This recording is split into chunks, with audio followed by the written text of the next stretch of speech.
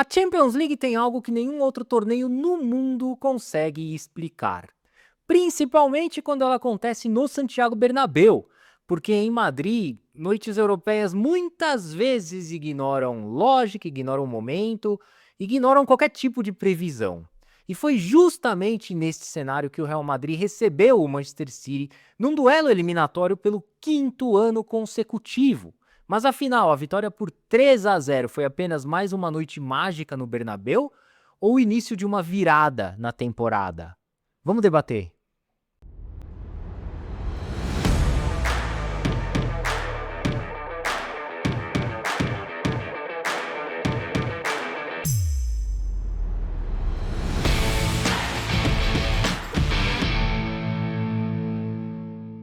A demissão de Xabi Alonso, somada às quedas nas Copas Nacionais, a vice-colocação na tabela da La Liga, além da classificação às oitavas de final da Champions League somente através dos playoffs de repescagem, já sinalizavam por que os torcedores madridistas não se mostravam nada satisfeitos com a temporada do Real Madrid, que inclusive já vem de outra temporada irregular e sem títulos.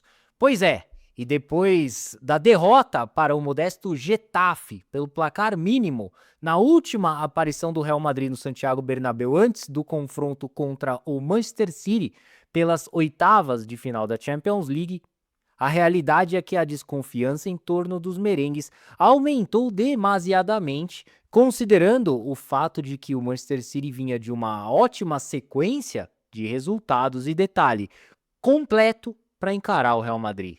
Ao mesmo tempo, o Real Madrid adentrava ao gramado do Santiago Bernabéu sem contar com nada menos do que 7 jogadores devido a lesões, quase o mesmo número de atletas que Pep Guardiola poupou na partida anterior do Manchester City pela FA Cup contra o Newcastle. E não eram simples desfalques, não, muito pelo contrário.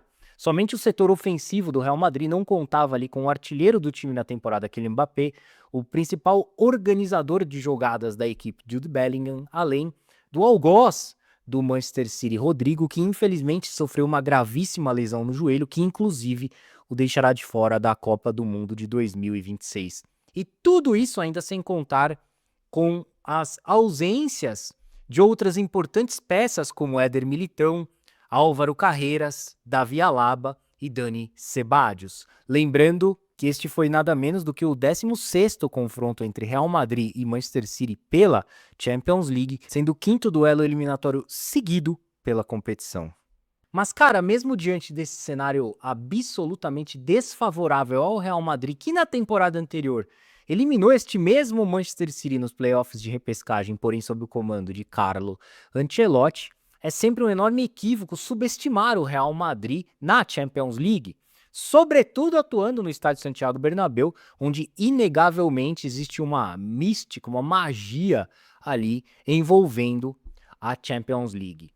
Algo que se confirmou mais uma vez através da acachapante vitória por 3-0 do Real Madrid sobre o Manchester City, com direito a um hat-trick de Federico Valverde. Por sinal, uma vitória construída totalmente no primeiro tempo, com os 3 gols do uruguaio sendo marcados nos primeiros 45 minutos de bola rolando, sendo o primeiro deles através de uma assistência do goleiro Thibaut Courtois, e o terceiro uma verdadeira obra de arte. Contudo, o confronto só não foi completamente resolvido no jogo de ida porque Vinícius Júnior desperdiçou uma penalidade sofrida por ele próprio na etapa final. Ainda assim, a verdade é que o Real Madrid deu um gigantesco passo aí para avançar de vez às quartas de final da Champions League, mesmo jogando todo remendado contra o Manchester City. E na minha opinião, 2 fatores colaboraram demais para essa grande vitória por parte do Real Madrid. O primeiro deles, as escolhas erradas de Pep Guardiola. Cara, o Pep Guardiola errou demais na escalação da equipe. Quando eu vi, antes da partida começar, o time que o Manchester City iniciaria o jogo, eu pensei comigo mesmo, o que o Guardiola tá fazendo? Mas resolvi ficar quieto, esperar, porque quem sou eu na fila do pão para questionar Pep Guardiola? No entanto, não apenas o resultado da partida, como também a facilidade pela qual o Real Madrid construiu essa vitória demonstram claramente que o Guardiola errou feio nas suas estratégias, especialmente ao escalar o Semenyo como meia da equipe, Savinho e Doku aberto pelas pontas e um meio-campo totalmente exposto com Bernardo Silva e Rodri. E quando ele tentou corrigir esses erros, já era tarde demais. Além disso, improvisar Nico Riley novamente na lateral esquerda mostrou-se outro enorme equívoco do técnico Pep Guardiola, a julgar que Ryan Nat-Nouri estava apto para jogar no banco de reservas. Tanto é que o argelino entrou em campo no segundo tempo da partida. Então, cara, a facilidade que o Real Madrid teve para obter essa grande vitória sobre o Manchester City teve sim a assinatura de Pep Guardiola e também de Álvaro Arbeloa, que, por sua vez, precisava dar uma resposta aos torcedores madridistas neste que foi o seu 14º jogo à frente do Real Madrid. No geral, ele coleciona 10 vitórias, 4 derrotas, 31 gols marcados e 15 gols sofridos desde que assumiu o antigo posto de Xabi Alonso. Então, cara, assim como o Real Madrid, Álvaro Arbeloa precisava se provar em grandes jogos na temporada, porque mesmo na classificação diante do Benfica nos playoffs de repescagem da Champions League, por exemplo, o Real Madrid não realizou atuações convincentes, diferentemente do que aconteceu agora contra o Manchester City, mesmo em meio à série de desfalques.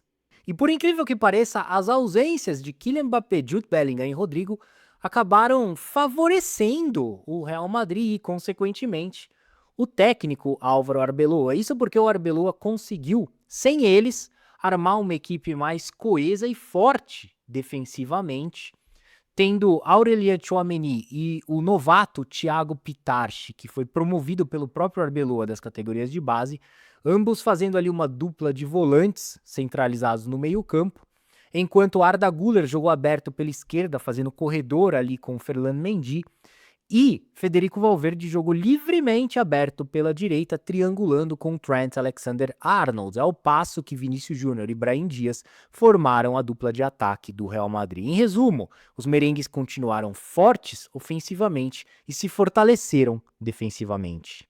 Bom, e vale lembrar que quando Álvaro Arbeloa foi apresentado pelo Real Madrid como substituto de Xabi Alonso até o término da temporada, ele disse logo em sua primeira entrevista coletiva concedida que não veria nenhum problema em armar o Real Madrid para jogar de forma defensiva, fechar a casinha ali, adotando uma abordagem mais reativa em determinados jogos.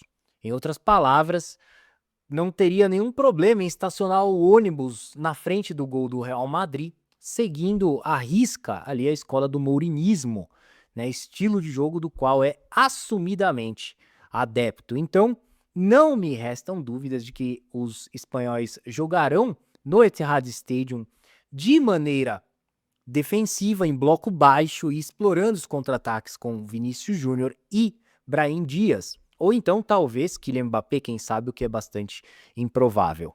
E a gente já viu isso até no segundo tempo da partida no Santiago Bernabéu, com o Manchester City ditando o ritmo do jogo, controlando as ações, se lançando ao ataque, à medida que o Real Madrid se defendia e buscava rápidas transições.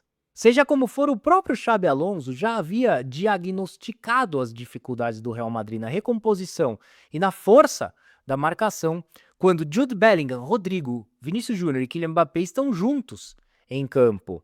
E caso o Álvaro Arbeloa ainda não tivesse essa impressão, essa vitória por 3-0 sobre o Manchester City deixou isso exposto de forma pra lá de evidente.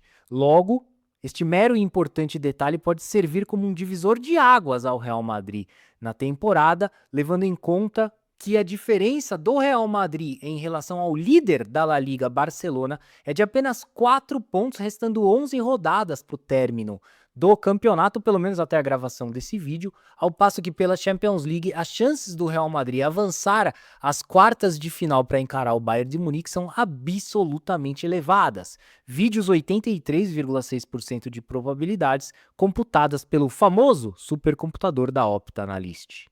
E no final das contas, a Champions League continua provando aquilo que o futebol insiste em repetir geração após geração.